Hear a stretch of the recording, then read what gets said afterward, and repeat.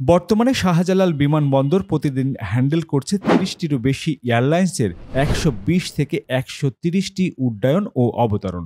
এই ব্যস্ত শিডিউলের সুবিধা পাচ্ছে প্রতিদিন গড়ে ১৯ থেকে ২১ হাজার যাত্রী।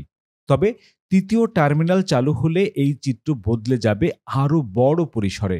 তখন বছরে অতিরিক্ত ১,২০,০০,০০০ যাত্রীকে সেবা দিতে পারবে দেশের এই প্রধান বিমানবন্দর, যা দেশের এভিয়েশন খাতকে নিয়ে যাবে এক নতুন উচ্চতায়।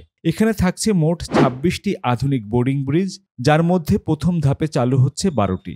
ফলে একসঙ্গে একাধিক ফ্লাইট ওঠানামার সুযোগ পাবে যাত্রীরা, সময়ও বাঁচবে অনেকটা।